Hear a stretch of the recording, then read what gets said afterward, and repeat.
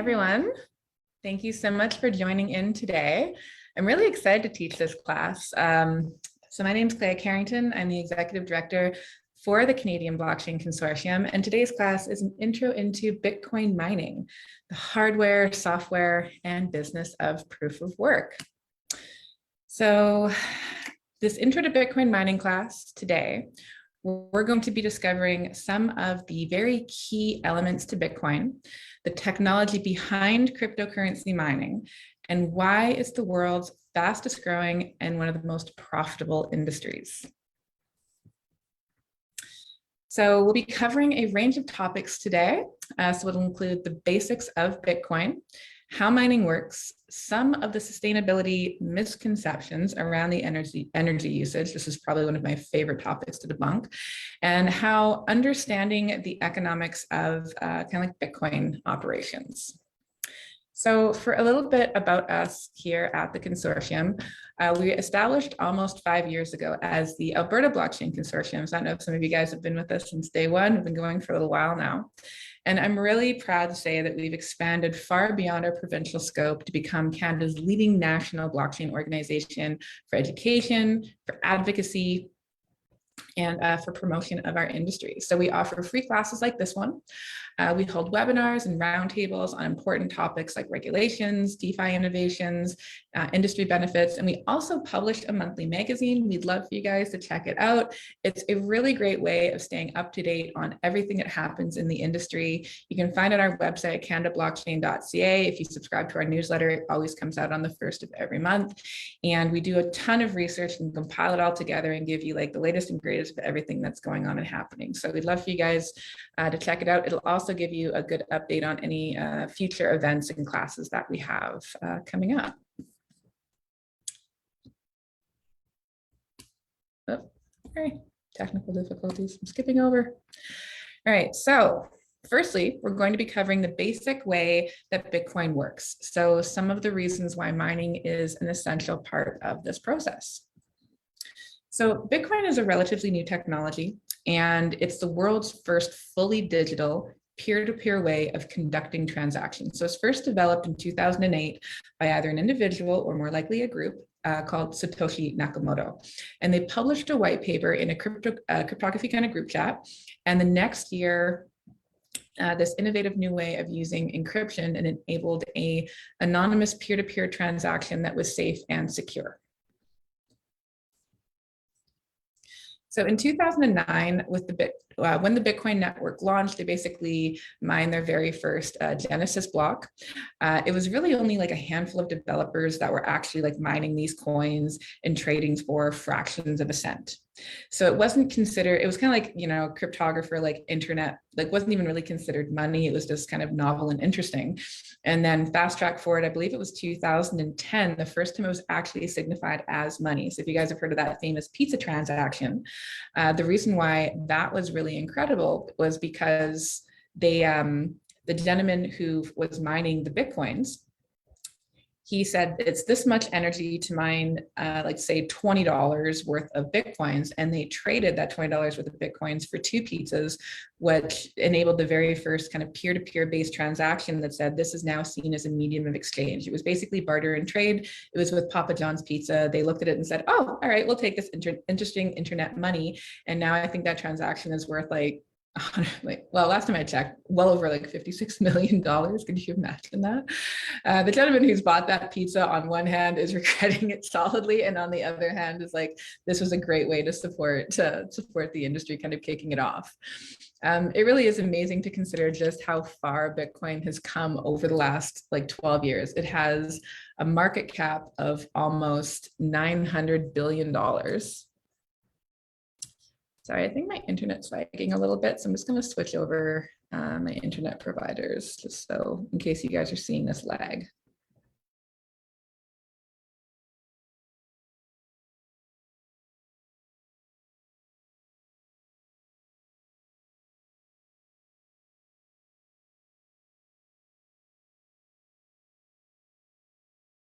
Joy of working from home and everybody else working from home is everybody is on the internet at the same time, and sometimes you end up getting like really slow bandwidth. So I have like 2 internet providers here just for these exact issues. So sorry, back to what I was saying. So it has a market cap of almost $900 billion US, as well as adoption from like major investment firms and companies. And one of the interesting thing is in 2021, for the first time ever, the revenue from cryptocurrency exchanges in that industry actually exceeded the revenue that came from the traditional stock market. So it was pretty crazy to see that. And it just recently became legal tender in El Salvador. So while Bitcoin has become part of the overall economy in the last few years, it's actually really important to remember that the biggest value is in enabling individuals to take control of their finances and privacy around the world, especially in authoritarian regimes. So if you look at some countries like you would see like in Asia or in Venezuela, or even in Nigeria, there are places where people are kind of like fighting for their freedoms or going against the government narrative. And due to that, they're actually getting cut off from their traditional financial infrastructure. So what's really important there is they're able to transact in cryptocurrency and still be able to pay for their basic needs while, voicing their opinions against the, narrative of the government. So blockchain is the key to this privacy and financial security. So basically, in its essence, it's a database. So each piece of data is secured using cryptography, which can never be changed and is governed by a network of computers that all have to agree that transactions are valid. So it's a rather brilliant and world-changing technology when it comes to Bitcoin, and miners are the ones making it happen. So if you're not familiar with the word cryptography, I know a lot of people hear cryptocurrency. So crypto actually came from the word cryptography, and it's really not an accurate way of trying to explain like cryptocurrency, like cryptographic currency, but it's kind of how that term came around. But if you're familiar with the term encryption, like you would have, you have encryption on your cell phones to protect your banking apps or your email apps, different things like that. So encryption is basically cryptography. It's a form of security and privacy. And just a little bit of like nerded out history, because I loved studying this when I started getting into Bitcoin mining. So the first issuance of cryptography actually came in the 1900s, and they saw it in an Egyptian pharaoh's tomb. And they noticed that just a few of the, I think it was like the hieroglyphs or something, were backwards. And they're like, I wonder what this means. They tried to decipher it and figured out it was actually a secret code that was left. So now you fast track and you would have seen kind of like, and if you ever watch those movies, I love like olden day movies where it's like kings and queens would have been like reading out messages, and there was like, it looked like a simple basic message like, how's your family, or here's the weather. But it was actually, they have a cipher that would be able to discern exactly what that message was meant to read. Because you go back in the day, people would be able to like open your mail or read your mail, or there was always spies trying to determine what was going on. So they had to find really innovative ways of being able to like hide secret messages in plain sight. So a cipher is the way that they're able to discern what the message is actually supposed to read. And if you didn't have that cipher, you wouldn't be able to determine it. So it's usually like it was a book or some sort of like a metal key. It was really interesting. So fast track even more forward. And what's really exciting is the very first time it went digital.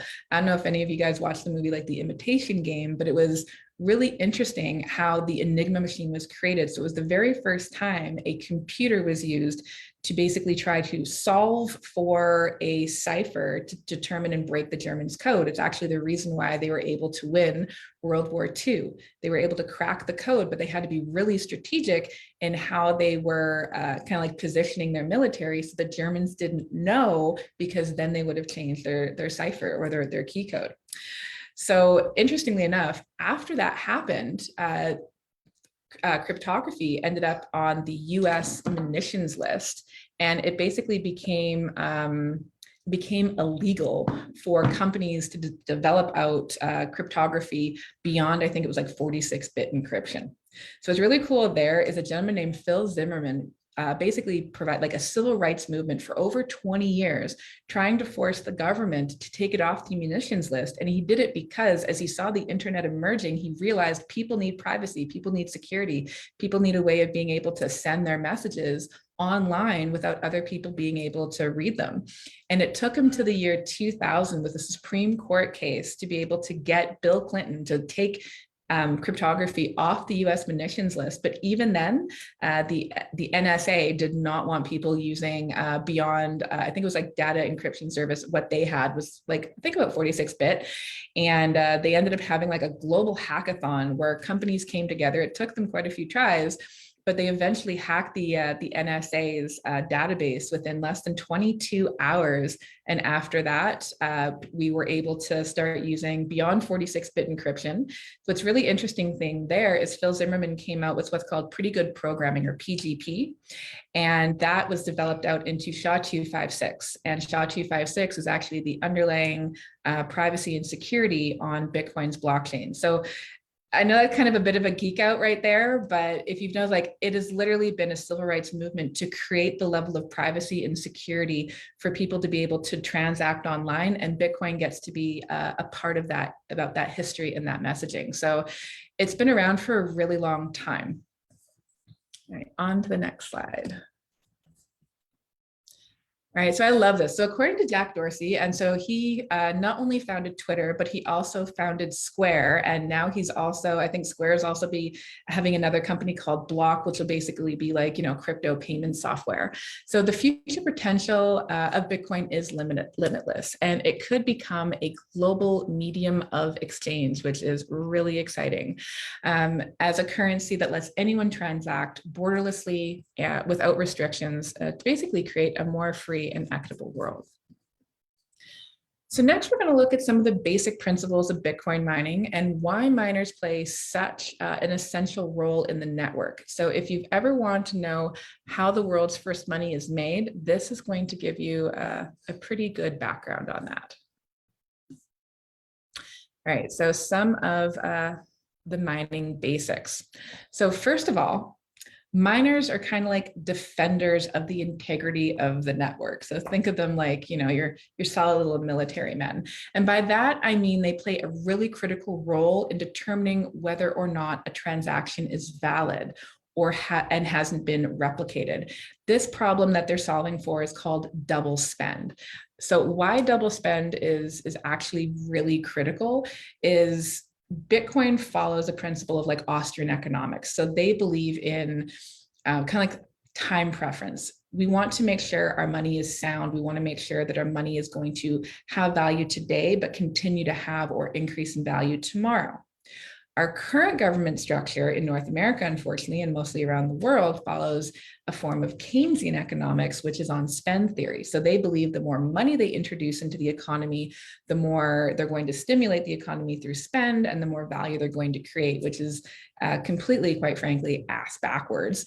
And right now, thanks to COVID in Canada, we have seen an exponential increase of our money in supply. So we have seen like about $3 billion a week almost being produced, and hundreds of billions of dollars being introduced into our economy. And due to that, we have I think one of probably the worst economic situations I've seen.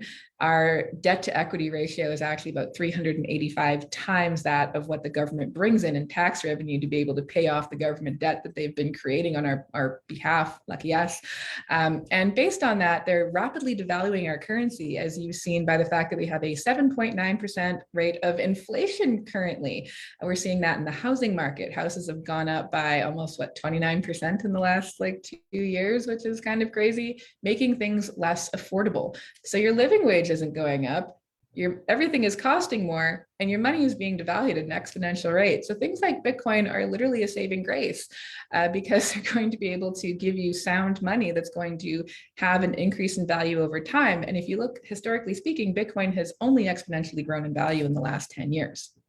So being able to not inflate Bitcoin, not being able to create more of them. So when Bitcoin's Genesis block was first mined, so the very first block that was ever confirmed that cannot be altered, 21 million Bitcoins can only ever be in existence. And I know that doesn't seem like a big amount when you think about the fact that we have billions of people in the world, but he also designed it so that you could have a fraction of a Bitcoin. So it goes back to 8 decimal places. So you can have 1/1 millionth of a Bitcoin. So everyone can get access to this currency. But so Bitcoin miners act, they act like auditors, and they act like audit, and they also get paid. So they get paid for confirming transactions. In this case, they get paid in like small amounts of Bitcoin. So every time they validate a transaction, so although it's more of a prize than a payment, because groups of people, miners, they do pool mining, they're competing to solve these solve these functional equations, and they get the block reward by doing that in Bitcoin. So the key to winning the Bitcoin is literally the amount of computing power that you have dedicated at any given time. So mining is a very competitive business. Companies have billions of, well, not billions, sorry, but like hundreds of millions of dollars worth of computing power, all going towards the Bitcoin network, trying to solve the equation quick enough to get the reward in Bitcoin. But while they're doing it, they're securing the network and creating sound money. So the interesting thing is, even the way that Bitcoin mining, like in that Genesis block, the way it came out is they didn't release all 21 million Bitcoins at one time. The last Bitcoin won't even come out till the year, I think it's like 2140, close to something like that. So it's time delayed. So it's slowly over time, this money releases into the system. With my internet. I'm really sorry, guys, if you guys are seeing like a bunch of lagging. I'm not really sure why my internet hates me today, but so it does require generating, using power to do it, and then generating the right series of long numbers called a hash.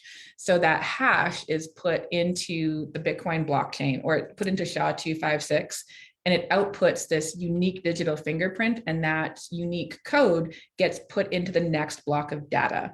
This is part of how the security works, because when you put something into SHA-256 and it outputs this unique digital fingerprint, it's like a 1 in a billion chance of getting that unique digital fingerprint, even if you put in the same set of data each time.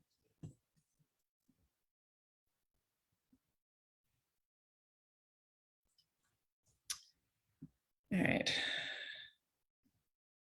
Oh, sorry, guys. I think it's my computer's being kind of slow today, and I'm not too sure why. I'm sorry. Normally I don't have so much problems when I'm trying to teach a class, but my computer just keeps lagging on me. All right. So next slide. Okay, so this computing model is called proof of work, if you've heard of this one before. And miners receive coins based on demonstrating that they've used their power to solve the problem. So this takes place in kind of the three main elements as you're seeing on the screen. So the hardware, which are like the mining rigs that specifically specialize. A lot of times they're ASICs. You could also use GPUs, but it's not competitive whatsoever. So, and GPUs are like graphics processing units, or a lot of people use like graphics gaming cards. It's kind of how I started mining. I actually started building out like all my own little like multi-GPU card rigs just to start trying to understand it better. Realized it wasn't really cost effective. So ASIC is definitely the way to go if you want to do that. They're very specialized small little computer chips that are able to force solve these equations like super, super fast. The next would be energy. So, and miners look for the most cost-effective energy, because the hardware is an expense, but the energy is an expense. And you want to make sure that you're able to receive more profit than your cost, and that's the same in any business. If your product is not making you money, if you're losing money every time you go to like sell a product, you're not going to have a business. So miners look for literally the most cost-effective form of energy, which tends to come off of hydroelectric or natural gas, generally not coal or other things like that. So they use inexpensive electricity like natural gas to run their mining rigs. And then they also have to cool their equipment as well. So there's multiple different costs associated. And then time. It takes time to mine Bitcoin. And depending on the hash power of the mining equipment and the adjustment of the difficulty ratings, right? So all of these things kind of come together in terms of like how proof of mining works. And there is like quite a large cost around being able to do something like this. Right. So the rate at which coins can be earned is pretty variable. So they call like the difficulty of mining in Bitcoin is regularly adjusted to make sure that transactions are about 10 minutes apart. And they do that because we talked about like not having the last Bitcoin mined till the year 2140. So we want to make sure that like it comes in increments and it doesn't come all at once. So their Bitcoin naturally adjusts itself based on how many miners are on the network at any given time. So, so yeah, it's about 10 minutes apart. And the network isn't open to security threats like 51% attacks. Basically, if a group tried to hack Bitcoin, they would literally be spending billions of dollars on computer equipment. They'd have to build their own blockchain up alongside to hit as many blocks as Bitcoin's been mining since 2009 at this point to try and overtake Bitcoin's existing blockchain. Now, if they did that, it's completely financially disincentivized because you'd have to spend billions on energy and equipment just to be able to catch up to something that is like over a decade ahead. And then if you did hack that network, everyone would drop off of it because they know there's no longer a security. So even if you tried to do it because you want to gain access to this $900 billion, people are going to drop off and stop participating, and the value of Bitcoin would go to nothing. So there is literally no value and no logical reason why anyone would even attempt to hack the network. Now, I know if you've heard of Bitcoin attacks before or exchanges could get hacked, it is something completely different than Bitcoin's blockchain and proof of work mining. Those are exchanges. So that is where you are purchasing off of a third party, and their job is to keep your money secure. Exchanges are like honeypots to thieves. So if you leave your cryptocurrency or your Bitcoin on an exchange, you do have a likelihood of losing your money. If you've heard of the term, not your keys, not your coins, if you don't take ownership and hold your Bitcoin on your own like hardware device externally, not connected to the internet, not an exchange, you do risk losing it. So highly, highly recommend, if you're going to be an investor in this, that you learn how to store your Bitcoin yourself. And we do have classes on how to keep yourself safe, actually, if you want to learn about that. So it's not open to security threats like 51% attacks. So a group cannot suddenly take control of voting over this network. So a specialized Bitcoin mining equipment becomes more powerful. Trying to keep at the rate of which Bitcoin can be earned steadily is even more essential. So they're constantly trying to create and develop out more and more sophisticated and powerful mining equipment to stay competitive. So mining rigs are just like a small piece of hardware. They're generally about kind of like this size, depending if you're getting like a smaller ASIC, they can be larger. And it contains that very powerful processing chip. And they're manufactured by a number of different companies, like quite a few, a lot of them out in Asia actually do it. So yeah, mostly in China. These pieces of hardware, they do range in power. So the newest models have a lot higher hash rates. So they're just more competitive. They're able to solve equations better than older generations. And they can create more possibilities for solving the puzzles and getting the Bitcoin. But they can also have a higher cost and typically also use more electricity. So that kind of has to be calculated if you're considering mining equipment, because when you buy the equipment and it mines you Bitcoin, how long is it going to take you to get an ROI back on that? And then what's the latest model that's going to make your model even less competitive? There's often shortages of Bitcoin miners, so building really good relationships with manufacturers is very important because generally speaking, they're very hard to get a hold of if you're looking for a large quantity. So when mining started operation, it's usually a small site in an existing building. For me, it was kind of funny enough, it was my basement. I got so excited about it when I first got into this space. I started off with like one mining rig with like seven graphics cards, and eventually my entire basement became like a warped science experiment. I had like 200 cards going at any given time. In the summer, my family was like wildly complaining at me because it was so hot in here. So I had to learn all about like how to keep your space cool and your rigs cool, but it was a lot of fun. So companies much more sophisticated than me, much larger mining operations like Hut 8. So we're really proud of them. They're a Canadian-based company. And so they built a network of mobile data centers, the size of sea cans, on a large piece of land. So it's located near a really inexpensive power source. I believe they're around Medicine Hat.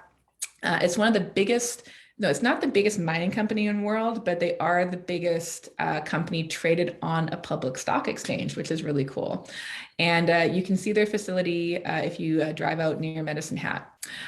So since they've been founded, they've mined a very impressive 4,400 Bitcoin by creating very low cost operations. They've made a huge profit, and I believe to date, they still haven't sold a single Bitcoin, which is really, really exciting. All right, so next we'll be talking about some of the costs involved in Bitcoin mining, things like the infrastructure, the electricity, and the technology, and how to understand more of the profitability side of a mining operation. Hope you guys are enjoying this so far. This is my first time teaching this class. I'm kind of excited. All right, these are some of the biggest costs that are involved in Bitcoin mining. So lots of cost so land, right? So you need to be able to have space for the mining. You need to be able to have the data centers. You need to be able to cool your equipment. So there's been some really interesting innovations. Before, a lot of air cooling was going in, different types of chilling. Now there's like liquid immersion. So they're literally taking these really awesome like chips, right? So the computer chip is inside like the hardware piece of equipment, and the piece of equipment is really just designed to keep that chip cool. So they can take it outside of the piece of hardware, put into a liquid immersion tank. And I believe you can actually increase the efficiency of the miners by almost 20% by doing liquid immersion cooling, because it's just way more efficient. So there's a cost. The mining rigs, of course, themselves are a cost. The shelving for the mining rigs are a cost. The security, because, when you have millions of dollars of equipment, you want to make sure that people aren't going to come in and take it from you. And then like the generators or transformers. So if you're using like a natural gas generator, you need the gas to supply, you need the generator, or a diesel generator. That wouldn't make any sense. I don't know who would want to use diesel on it, like way more money than natural gas for sure. So yeah, these are kind of all the costs associated with it. In Canada, we do have a lot of islanded energy or natural gas. So we are more competitive in terms of being able to find clean. We are the cleanest energy producing country in the world. We produce less than 1.5 of the global emissions on that. It's extremely ethical. And in Alberta alone, I know just within 1 year, they spent like $3 billion on clean technology. So it's ethical, it's clean. We have a lot of opportunities for oil and gas companies to partner with mining companies and utilize the energy that they have available and diversify their portfolios using Bitcoin, which is pretty cool. All right. So on our next slide, we're going to talk a bit about the economics of Bitcoin. So how would they calculate their profitability? So I'm going to read this one. So in addition to the capital of the operation, which we've just seen is kind of intensive, there are three really critical data points to the profitability of mining. So one is the hashing power, right? If you were going off a GPU, like if you when I was doing it, like a 1080 Ti was like the top of the line. I think it's like a 2080 or something now, but you could actually go in and calculate how much hash that one GPU card would be able to create and figure out how much money you'd be able to make per day. So I think like one of my mining rigs in like a big boom cycle was like making like 25 bucks a day. I was like, oh my God, this is amazing. And then when the market crashed, it was making like $2.50 a day. I was like, oh my God. So it was like, there was a phase where I was just like paying way more in electricity than the mining was making me, like hands down. So it's important to like have cheap energy, not doing it out of your home on that scale at least. And the cost of the energy, of course, is weighed against the price of Bitcoin. So city prices, not awesome, but out in the field somewhere, way, way better. So mining calculators, so this is an example shown here. They're available online. You can literally go in and put you have exactly what model of ASIC that you're using and put that in there, and it'll tell you exactly what you would make, what you'd spend per year in electric, what you'd make in terms of profit. So it kind of give you a good idea, does this make sense? But you'd also have to know, as every iteration of Bitcoin mining equipment comes out, and they usually have newer models every single year, the newer ones are going to be more competitive. They are going to make money faster. And the ASIC equipment, the legacy ASIC equipment, loses its efficiency every year based on not having that upgraded chip, right? It's kind of like having an iPhone 6 when everyone's working off an iPhone 20. Yours is going to lag and the 20 is going to be pretty awesome. All right, So next, we're going to get into the environmental impact. I really enjoy getting into this one because there are so many incredible, ridiculous myths out there, or just like false information. Like, I don't know what it is about the media, but they love to spin this like it's destroying the planet.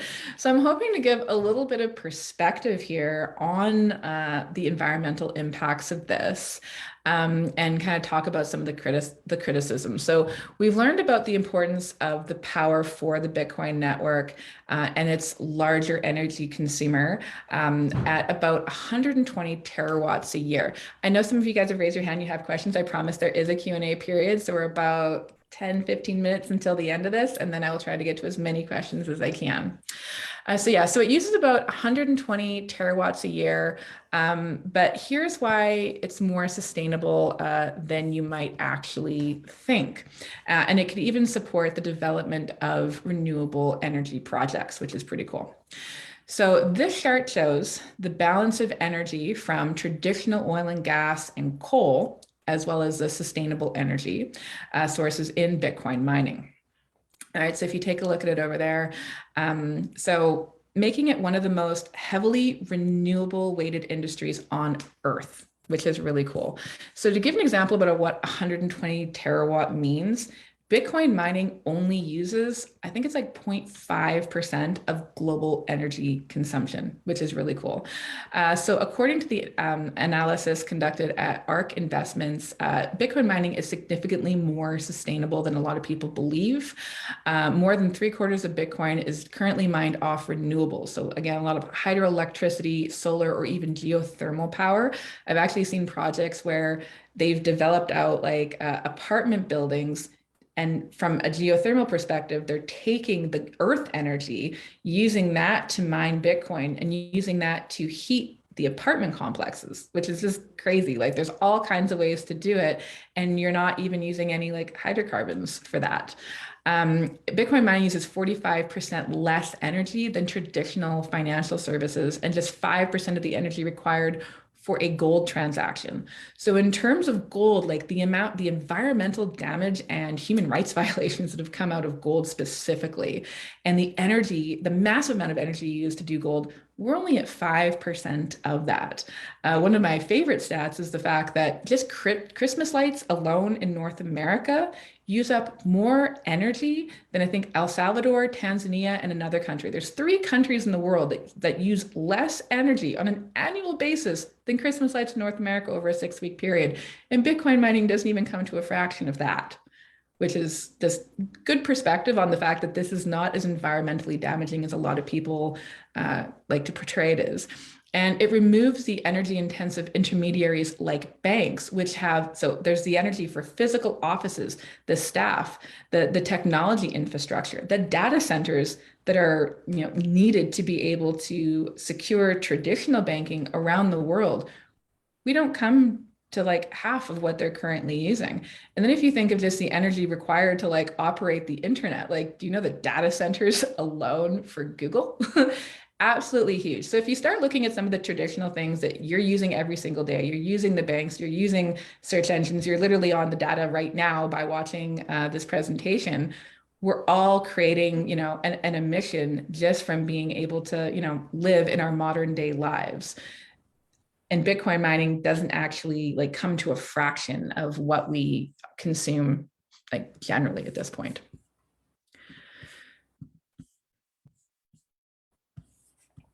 All right, so because Bitcoin can help energy producers optimize the financial performance of projects by consuming hard to store power at times when the grid has low demand, and can also help producers earn money before their projects are connected to the grid. So it can be a powerful way to help encourage more solar, geothermal, and wind development.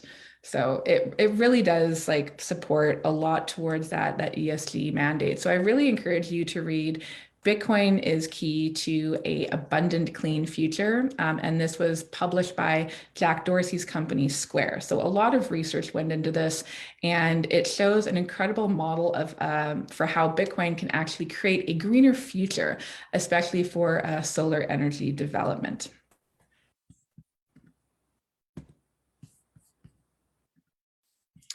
All right, so now that we've discovered some of the fundamentals around Bitcoin mining, why it's important, how Bitcoins are earned, the kind of ingredients that are required for a more successful mining operation. Now we're going to go into a bit about the early processes of building your own mining project.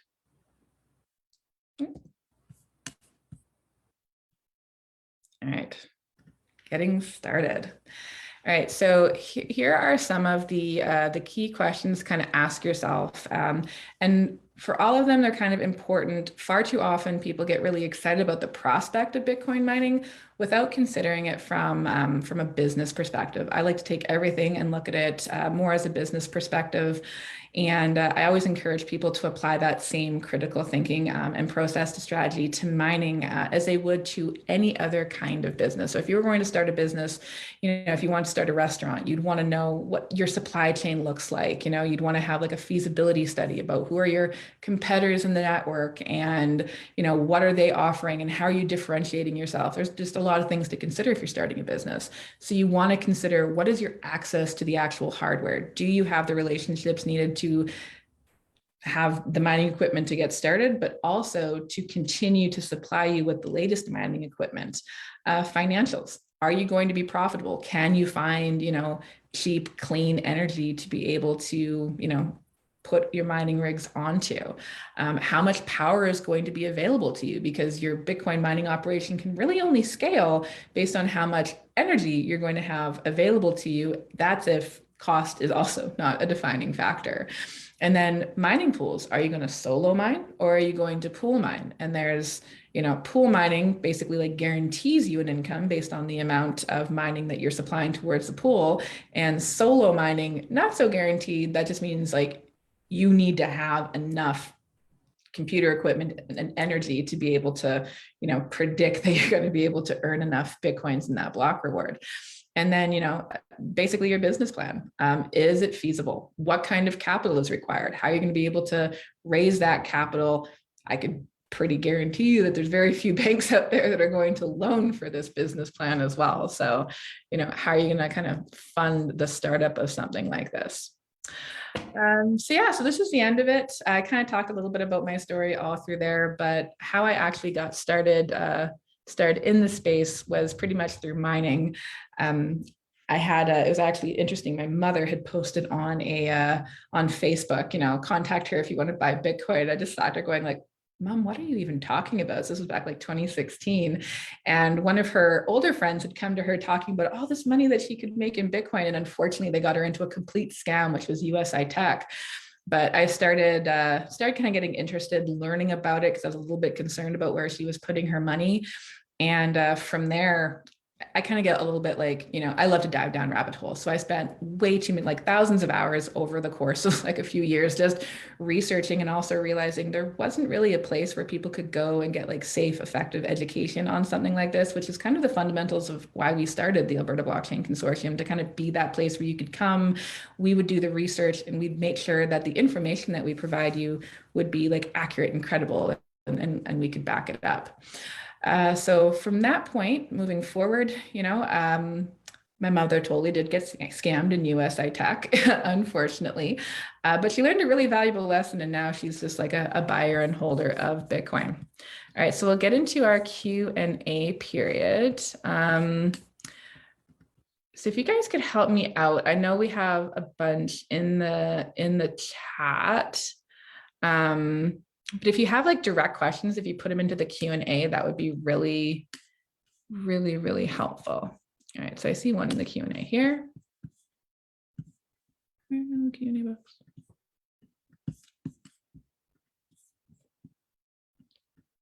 Really?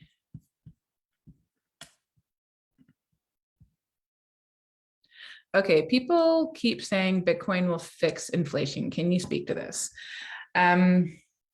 So in terms of Bitcoin fixing inflation, we did kind of touch on it a little bit, but it is the fact that you cannot double spend it, right? So right now in the banks, they perform what's called quantitative easing. So the banks can receive $1 and loan out $80, right? So if you go put your paycheck in the bank, they can take your paycheck and loan out a lot against that. And based on that, the banks generate a lot of revenue, but the banks are also generally insolvent at the same time because 80% of the money, actually more than that now, I'll go into that one as well. The majority of the money that they have, in is actually extended and out on loans. So if anyone was really curious during COVID, where they were able to get those like $60,000 loans to companies and all this additional money that was coming out, banks had to have a minimum of 20%, on reserve at any given time, which meant if everyone came to the bank at the same time to try and get their money, only 20% would get their money back. But during COVID, our government, as it be, decided that they only had to hold 5%. So now, if everyone went to the bank, 5% of people would actually get their money back out. So quantitative easing is where they're able to basically expand the money supply, loan out against existing money that they have. And it does create an unfortunate issue, which is inflation. So we have more money than we have goods to kind of back up the value of that money. Our money used to be on something called the gold standard, and it was until Nixon abolished it somewhere in like the 60s to the 70s. And the reason why they abolished it is because they realized they couldn't spend more than what they had available. So at any given time, your $1 you could go in and get the equivalent value of gold. It was backed by gold. Now, if you read the money, it's like, backed by the government, which really means nothing because they don't really care about their money. They just keep printing it off as much as they possibly want. And the more they print your money, it really is just, it's theft over time. Think about what your parents could get 20s, 30s, 40s, 50s, right? What could you buy in the 50s? What could you buy today for the exact same value? My mom bought her house back in like 2010 and she paid 200 grand for it. Or no, 2008 maybe. A lot cheaper. I buy the same equivalent today. I'm going to spend $700,000 on the exact same house. That's inflation. It doesn't mean her house is worth more. It just means it costs more based on the amount of money that they have in supply. So it's a supply and demand issue that we're seeing with that. Bitcoin, it is the only money that we've ever seen in the world that has actual known scarcity. We know there's only 21 million. We know you can break it into a fraction of a percent, but we know there's only 21 million of it. So you can't go to the bank and the bank can't loan out 95 times the Bitcoin that you have because the network will not allow for it. They validate every transaction. They make sure if I'm sending one Bitcoin to this person, they have to validate by multiple miners around the world, and you have no idea which computers are doing it, validate that I have this one and that the person receiving it has received that one. I can't pretend to send them two if I only have one, right? If that helps make a bit of sense. Will the slides be available after this session? Oh, I'm so sorry. They weren't visible while I was speaking. Crap. Yes, absolutely. Happy to make the slides available. Yeah, there were a lot of different slides. I think I had about 20 of them. Sorry about that. What are your thoughts on ETH 2.0 and the switch from proof of work to proof of stake? Do you think proof of stake is better? I'm just going to be really clear. Absolutely not. And I'm very, very doubtful. I've been listening to Ethereum have this exact same conversation for a long time about moving over to Casper and proof of stake. One, proof of stake is not as secure. So if you think about securing the soundest money the world has ever seen, and then taking the best level of security, it would literally take one computer well over 567 years just to try to solve an equation all by itself. One computer, like a desktop, that long. It is so secure. It is like the highest grade military level encryption. So you want to take the ability, and it's really a small amount of energy required to create this level of security. And you want to take that and turn it over to a different form of consensus-driven network that is very vulnerable to 51% attacks. And now all of a sudden you've taken sound money and risked it. Like that would be like the banks going, okay, great, we're going to drop our level of security. Hopefully it works out good for you and nobody comes in and steals your money. Like that's kind of how it looks. They've been trying for this ETH 2.0 things for quite a few years now. I don't personally see it as being successful, but also when I look at Ethereum, like I don't have the best positive view on it from being in the space as long as I have. When Ethereum released its first, like, DAO, they ended up having a $56 million hack on their network. And Vitalik proved that this wasn't a decentralized network when he did a reverse timestamp and reissued out the $56 million in loss. So if you wonder why there's an Ethereum and Ethereum Classic, is because Ethereum Classic kept going with the decentralization and the loss of the $56 million. And Ethereum kept going and said, oh no, we're really decentralized, but they basically proved that they weren't. And that's kind of like the biggest thing that they talk about, how they're a decentralized network. So it's like that part, not so awesome. They also were the grandfather of pretty much every ICO scam that came out. So if the billions of dollars that was pretty much robbed from the industry all came off, like many of them came off the ERC20 tokens that were developed on Ethereum, because they made it really super simple for anybody with some basic computer programming skills to develop out that token, put a picture on a website and go, this is my roadmap, and illegally crowdsource money.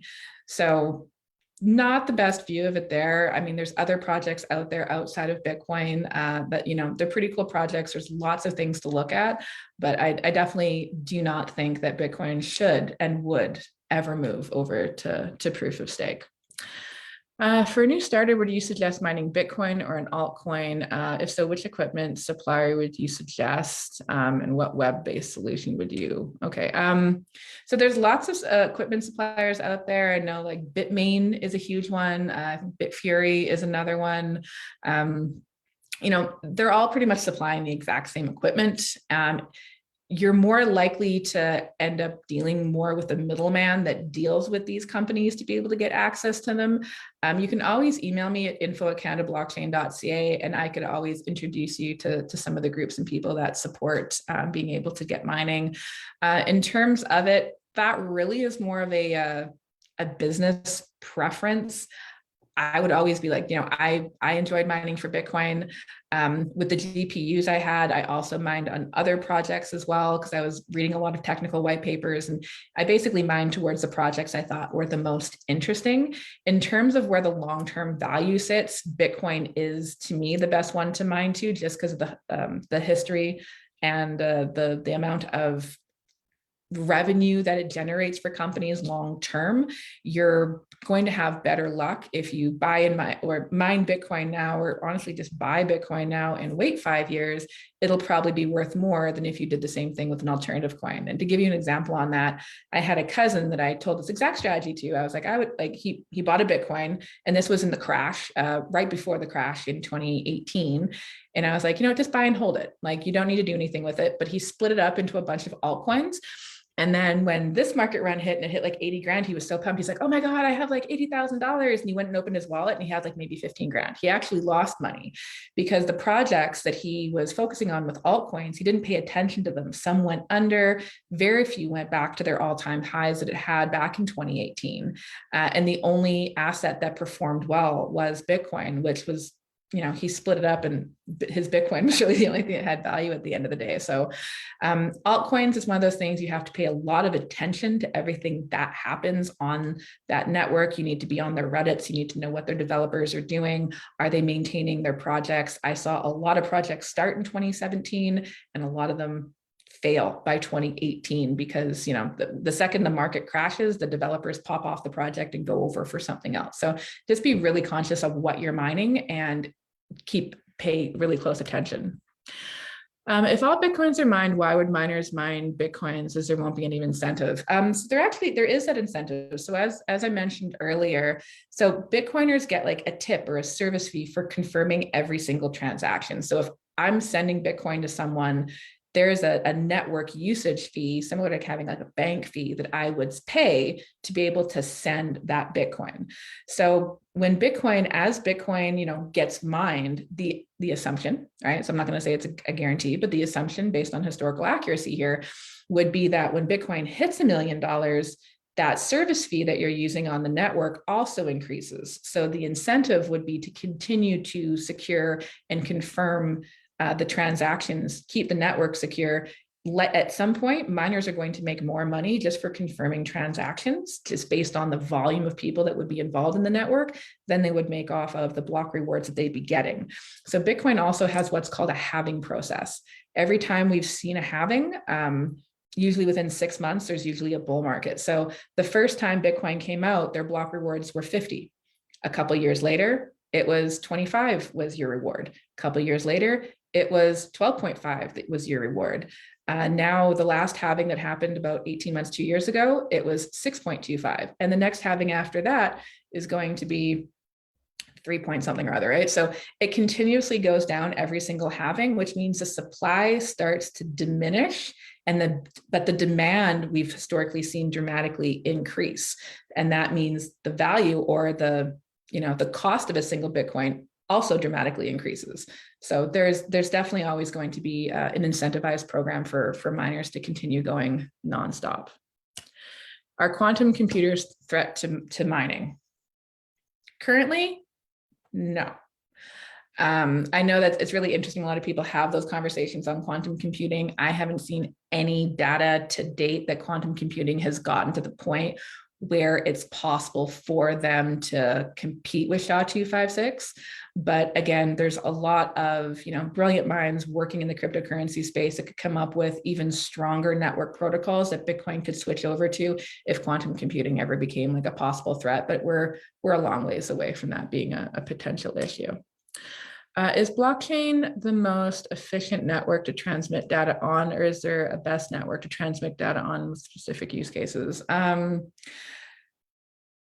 Well, I guess that's kind of it. So with Bitcoin, I'm talking more from an economics, financial perspective. It really would depend on why you'd be using a certain blockchain. So blockchain is that underlying technology. So when Bitcoin came out, blockchain was the protocol and Bitcoin was the product. So the protocol that is blockchain is now being used in enterprise level for like in the agriculture industry, energy industry, all of these different industries. So it really is kind of use case specific. In terms of something trying to be money, I definitely believe that Bitcoin is the most efficient network for that. Everything else that's crypto right now that are trying to be money, like your Ripples and different things like that, they're all still following that same Keynesian economic principle. And when you think of the fact that Bitcoin, it's truly peer-to-peer money, there is no CEO, there is no corporate structure, there is no governing body, right? There's no one to say, oh, we're going to increase more of this money into the network. There's no government control over it. It's purely just money for the people. When you look at the other projects out there, they all have an executive team. They all control their own network. As much as they claim decentralized, they can all still backdoor and get in. So now you are trusting, instead of trusting the government for your money, you're now going to trust a group of developers trying to create internet money. It's where you want to put your trust, completely 1,000% up to you. But I would highly recommend doing your own research. I personally do not trust the other teams that have been developing out their own money because the purpose of money is not to have it controlled. Like I already don't like the fact that our Canadian currency is completely controlled by our federal government right now, and they're producing mass amounts of it, dramatically increasing up our Canadian deficit. And like, it's like my kids are going to end up getting stuck paying this off. I would rather have money that can't be inflated or manipulated by our governments. But again, if you're looking at using a blockchain network and it's not associated with a token, really it's just a case by case basis, depending on like what you'd be wanting to do inside, like within your own organization. Just wondering if there's any more questions. How can somebody get into Bitcoin mining profitably with very little startup cost? How much would you expect to spend on getting started on your first rig? Okay, so on a large scale, very little startup cost. It's just not really a possibility. So I'm a big fan of, mining. I built my son's computer that he uses downstairs. When he's not using it, I have it auto programmed to go into like a pool mine on NiceHash. And so his computer kind of like makes its own little minimum wage and earns like a little bit of an allowance. It's a great way to support the network. It's a great use of the computer when you're not currently on it. GPU-based mining is not really efficient. But again, if you're kind of a hobbyist and you just kind of want to get into it, having a couple mining rigs, you're going to see an ROI in, like a year or two off of using the equipment. And then long term, if you're not selling the Bitcoin to offset the cost of the energy, you'll probably make a decent amount of money if you have a holding strategy. But if you're a startup looking to get into it, there is a high cost. But there are groups out there that have like efficient kind of operations. So there's a group called Upstream Data. They build data centers and they have them on. They have relationships with oil and gas companies and put them on natural gas sites. So there is a startup cost involved in something like that. It's not you don't have to spend millions of dollars, but you do probably need like a few $100,000 if you want to get into it and have something that is profitable long term. But you also need to be able to like the value really is not mining them for the value of Bitcoins today. It really is mining for the value of Bitcoin tomorrow. So when Hut 8 mined Bitcoin 5, 6, 7 years ago, like if you're mining a $3,000 Bitcoin and that thing is now worth $60,000, you've made a lot of money. But if you're mining a $60,000 Bitcoin today and it's costing you $50,000 to mine for it, there's not a lot of money. And if you have to sell that much Bitcoin to offset the cost of electricity, you're going to have a hard time with a lot of profitability. Hunt 8 is so profitable because they've been able to hold all of the Bitcoin, right? And they don't sell them.